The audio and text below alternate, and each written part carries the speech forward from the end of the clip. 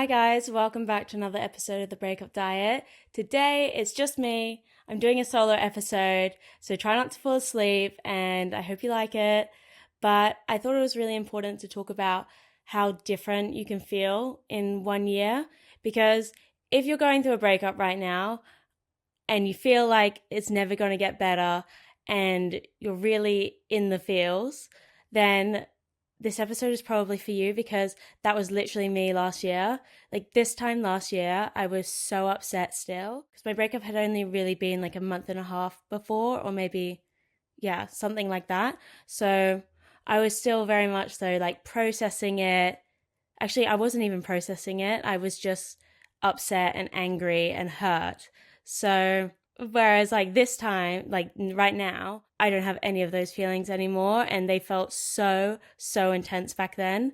So this is like your little reminder that it will get better and it just does take time. So hang in there. And yeah, I'm just going to talk about my experience really from like maybe just before my breakup last year to this time last year to how I'm feeling now and the differences.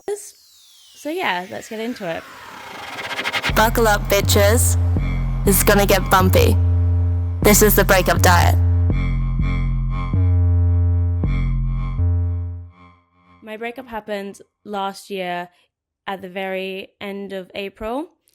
And before we actually had the breakup, we weren't arguing too much, but I just remember having like a lot of days where I would be crying and I didn't really know why, and I was super overwhelmed and stressed, and I felt like my boyfriend at the time was like pushing me away, but then he was obviously telling me very different things to my face, and like when we'd have calls and stuff, it was very different. I was like very confused in my emotions, because although I felt like something was off and like I knew deep down something was off, I didn't really accept it or want to accept it, because he was telling me something completely different when we were talking. So I was just really confused and sad, and I felt really lonely in my relationship at the end. And then when we had the breakup, although I had those feelings before, I felt so blindsided, because obviously I remember getting stuck on like a sentence that he said to me before, maybe like 2 weeks before we broke up. And it was something along the lines of being like, Yaz, I love you and I want to be with you. But if you're not sure, like we're not going to see each other for a little bit, like you can think about it then, but I love you and I want to be with you. And I remember when we had the breakup, I was really stuck on how somebody could say that sentence if they didn't mean it, because obviously you don't mean it if we're breaking up 2 weeks later. So that was a lesson that I learned last year. I mean, I probably didn't actually learn it until this year, but a lesson that I learned is not to trust everything that people say. And sometimes people use words, but they don't mean them in the same way that you do. I know myself, and like when I say I love you, like obviously if you're saying it when you hang up the phone and you're like I love you, that's not quite the same. But I mean, when you're with someone and you say like I love you and I want to be with you, I personally would never say that if I was going to break up with somebody in 2 weeks. If you have a feeling in your gut that something's going to happen, or you're feeling like something's off, it probably is, and you have to really not trust what they say, which I know sounds a bit bad, but that was my experience. Also, this time last year, I was kind of 2 months post breakup. Something that kept me really stuck in not letting go of my ex and like not accepting that we'd actually broken up was I was always checking his social media. I was like looking up all the girls he was following, every single one. I was then cross-referencing if they followed him back, and that's so unhealthy, and it just keeps you in such a loop. And then even though you're not with that person anymore, you're constantly thinking about that person. I don't know, making up scenarios and things in your head. And that's something that I really advise you not to do if you're going through a breakup, because you might do it once and it's kind of fun. Don't get me wrong. Like it's kind of fun to work it out and like be a bit of a detective. But if it becomes a habit and you're doing it every single day, it's so bad because it's so hard to break that habit and it can take you a long time. Like for me, I was probably looking for like 6 months after our breakup, which sounds so crazy. Some of the hardest things about a breakup is like the embarrassing stuff that you do that you don't want to tell anyone because they're that embarrassing. Like, what did I do after my breakup? I did so many things that were so embarrassing, but one of them was he recently followed this girl and I couldn't look at her or look at her page, her Instagram page, because she was private. So I went on to Google Images and like, or not Google Images, I went on to Google, typed in her name from her handle, and then went into Images, and there was like loads of LinkedIn posts. So I clicked on one of the images and it took me to her LinkedIn, and then was looking at her LinkedIn because I couldn't look at her Instagram. Now that is so stalkery and so embarrassing. And then, I really took it a step more, and the next time I spoke to my ex at the time, he like said something about being sorry because he did something, like he didn't message me on my birthday, I think, and it was only like 4 days after we broke up, and he purposely went offline that day, so obviously he wasn't seeing anything that anyone was posting of me, and then didn't send me a message or didn't even do anything. And so I was really hurt, which does not excuse this embarrassing behavior. But then I basically quoted one of her LinkedIn posts when he texted me the next day. So the day after my birthday, he was like, "Oh, sorry, like I didn't reach out. Hope you had a nice day." And I just like one of her LinkedIn posts that I'd seen used the quote, "What doesn't kill you makes you stronger." So I said in the words of the girl's name, "What doesn't kill you makes you stronger." Now, sorry, but that is so petty from me. And like, would I do something like that now? No. I don't think you should do something like that now. Like, that's prime example of breakup emotions that you should not act on, and you should be better than I was, because that's what I did. He obviously didn't reply to me. But at that moment, I felt like I won that conversation. So it was a little win for me, even though it was very petty and you shouldn't do that. Another thing that I did that was really embarrassing that I don't feel like people talk that much about. Oh God, I'm actually like cringing out at myself because my ex was following so many people after we broke up, and I was like an actual crazy lady looking at every single one of them. I like would remember, and I remember I had a gut feeling about one of the girls. I was like, I just know they're on a date. I just have a feeling they're on a date because she posted this story in this area, and I was like, I know he loves that area. A few weeks went by and I obviously looked at it again, like her story again, and then she'd ended up posting one of those, like the photo that was on her story a few weeks ago. She posted it, and I randomly looked at the comments, and I like saw that my ex had commented on the photo that he took the photo. I basically posted a photo, and like the caption was what he commented on her photo, which was like, he didn't work that out, and I know he didn't work that out, but in my head I was like, haha, that's so intelligent. Like, he's obviously going to look at my post and be like, oh my God, that's the same like caption, but he didn't. So that was really embarrassing that I did that. And I actually forgot that I did that. Anyway, I did some melodramatic things. Like, I also, the day after we broke up, I was like, I know what's going to really hurt and like get him to think about his decision. I basically put all my letters that I'd ever wrote, no, not that I'd wrote, sorry. I put all the letters that he'd given to me over like Christmas, anniversaries, my birthday, any letter that he'd given to me, I basically put them all in an envelope and sent them back first class to where he was living at the time, because I was like, he's going to open this and then read all the nice things he said about me and be upset. Turns out, like, I don't even think he ever opened that, like, mail. I think maybe what happened is his dad probably saw the post and was like, I definitely think that's from Yaz, and just didn't give it to him.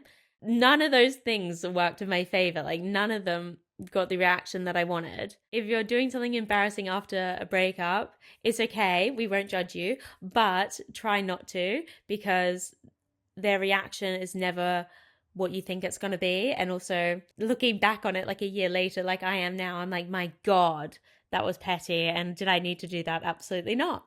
But I still stand by it a little bit, because at the time, like for example, the first one of the LinkedIn, me quoting the girl, that did make me feel better in the moment. So I know that's not good, but like it did. It did. And it was funny. It was probably the first time I actually laughed after my breakup. I was like, that is genius. And that's like a checkmate. Also, last year at this time, so June, I went on holiday with my family, which was actually such a good thing because I hadn't been on holiday since we broke up at this point, and I literally just went away. We went to Dubai. It was so good because it was just like a reset. I literally just like went to the gym, laid by the pool, had like cute family time with my parents, and it kind of gave me a little bit of a break from being like in my same routine and missing my ex, because I feel like when you go away you're more distracted, so you don't really focus in on like everything as much. Maybe that's something that I recommend doing as well if you're going through a breakup, and you can, even if you go somewhere for the day, honestly, just get out of your normal routine, because it's so hard, especially in the first few months when you're going through it, to like not think of your ex. And if you can do something new and adventurous or travel, like it really does help. Yeah, I wasn't dating at that point either. I think the first time I went on a date with somebody after my breakup last year was around maybe just after that trip I went on my first date.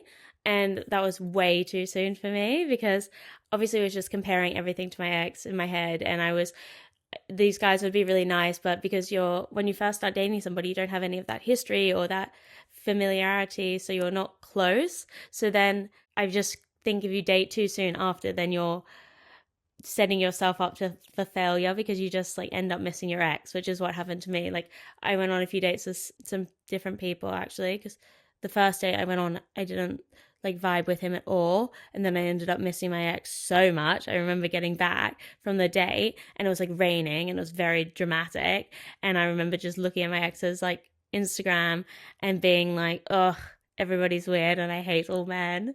And then the day after that, I went on a date with a really nice guy, but just not my vibe.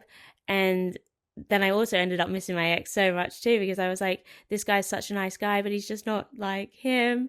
So that was really bad. And then I waited like maybe a month before I went on a date with somebody else. And I actually quite liked this guy. We saw each other for a while, but I still just wasn't ready. Like I could catch myself still like caring more about what my ex was doing. I know something that became very clear that I wasn't ready is when I was seeing that guy, which is why I've had to like put a stop to it, even though he was like a really nice guy and stuff, was I thought what would happen if I ran into my ex when I was with him, and how would that make me feel?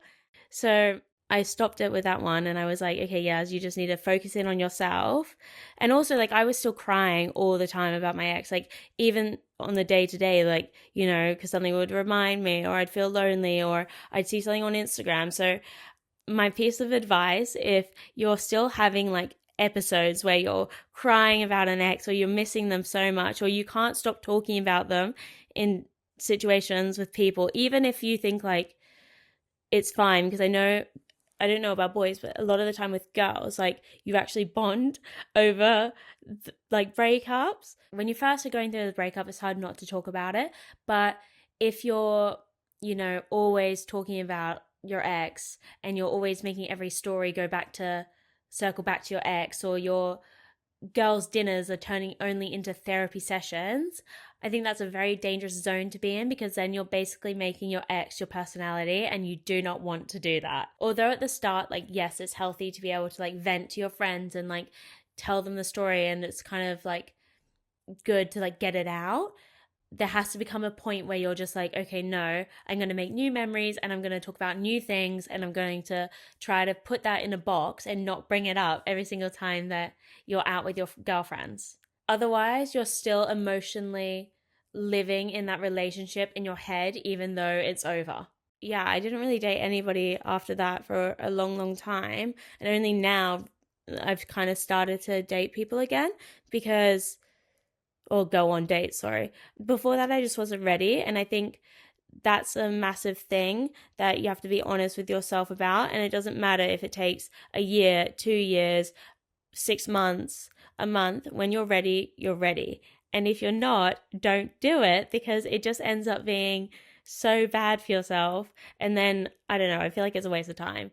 yeah, it's not fair for the other person, especially if you meet like an actually good person. Also, because my breakup last year was just before summer, I kind of felt like a massive pressure to be over it before summer hits. So that way, when summer comes around, you can feel like you can meet loads of people and you look and you feel and you're amazing, and you've had this massive glow up just before summer. So most people are probably like thinking, yeah, having a breakup just before summer is great because you go on the breakup diet, you tune into yourself, you're trying to do all this development.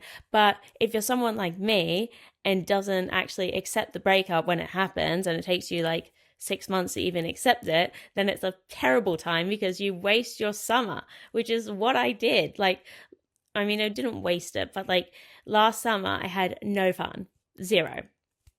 Even though I was doing the most amazing things, spending it with like amazing girlfriends, I just wasn't in the stage of having fun or really feeling like myself. Last year, I was just feeling so like insecure, and like I felt like I lost myself. Like I remember being out with even friends and stuff, and I didn't feel like I could properly speak like myself. I don't know, it was weird. I felt very like an out of body experience, and I don't know if that's relatable to anybody else, or maybe it was just like a stage for me, but I just felt like I was in the room with people but not actually in the room. Kind of became a bit mute.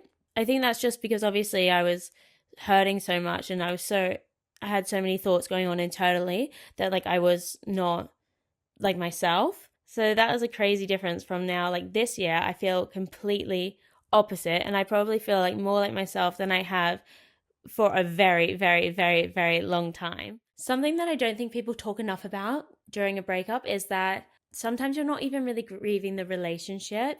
You're actually grieving the future that you've built in your head, the wedding you thought you were going to have, the children, what your life looked like, the trips you were going to do together. You're grieving all these things that you would have thought about, all the plans that you would have made together.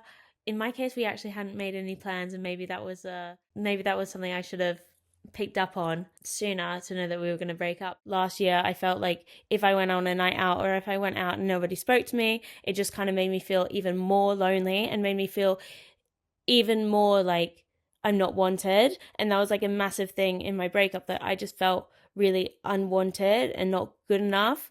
And that is something that you shouldn't have, because it's totally not true. And it sucks that your brain makes you feel like that because of the rejection. I know it's really hard, but if you're in that stage, that is when you just have to really let yourself, feel those feelings, but let them go, and try to rewire your brain into thinking complete opposite, because you shouldn't let those thoughts even come into your mind, because they're just not true.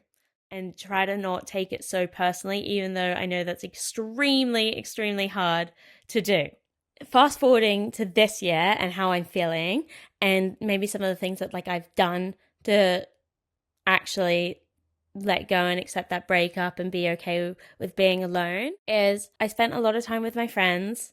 And although at the start, like I would have spoken about the breakup quite a lot, I tried to speak about other things with them, and just started doing more things that I really loved doing. I really locked in on work this year. Like especially with the podcast, I really just threw myself into interviewing a lot of guests. I don't know, I just feel like that keeps me very busy. So I think if you're going through a breakup, you need to get really busy with like a hobby, your work, anything. Just throw yourself into that, because you can just think about that and it distracts you.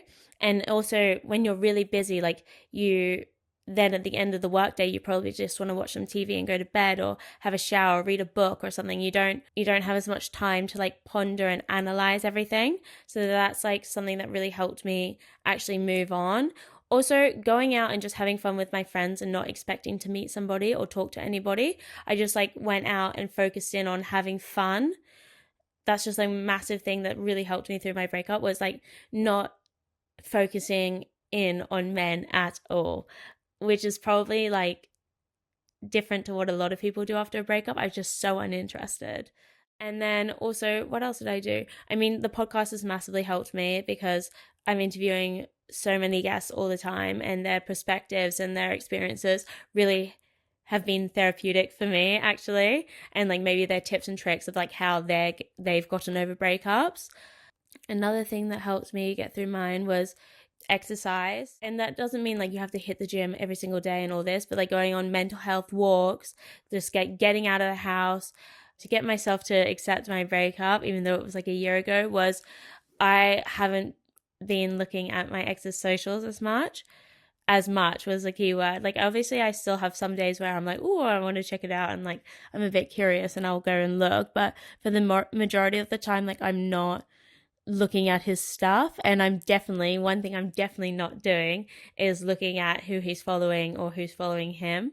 And that's probably like the biggest thing that's helped me actually let go, is doing that. And also I think something that's really helped me accept my breakup from last year, which sounds so stupid because it was literally a year ago or over a year ago now, is I'm okay with it not working out. Because if I actually look at us as two people, we are very different and we want very different things. And so I'm trying to trust in the process that God is going to lead me to somebody that's more aligned. So hopefully that's the case. Otherwise I'm going to be like a crazy dog lady when I'm older and have just like loads of pets or something, and then I might have a different thought. But for now, that's where my mind is at. Another thing like last year that I thought is interesting to this year is when I was going on dates with people, I would put a lot more pressure on myself. Like, if it didn't work out or I didn't like them or if they didn't like me, like I would really take it personally. Whereas like this year, if I'm not vibing on a date, I'm like, okay, like fine, we'll have a nice date and then that will be it, and it doesn't matter. It's not because like I'm so unlovable or they don't like me or they're, it's all on me. So that's a massive shift in my vibes this year too. If you're going through a breakup this year, like just before summer or in summer, I really want to urge you not to feel the pressure to like have it all figured out by summer, or so that you still can have this hot girl summer, because summer comes around every single year. So like you can have a hot girl summer the year after. Don't feel like you have to have pressure to like have this massive glow up, have the best revenge body, to be looking and feeling your best. And try not to get down like if you see couples out in summer, because the problem with having a breakup just before summer is that you tend to see a lot of couples about, because obviously they're doing all these cutesy things in the nice weather. So it can make you feel a little bit lonely. But honestly, summer is a great time to be single too. Like you can meet people are doing more social things, everyone just seems happier. So if you are single and you're ready to mingle, then summer is a great time for you. To end off this episode, some things I wish I knew a year ago.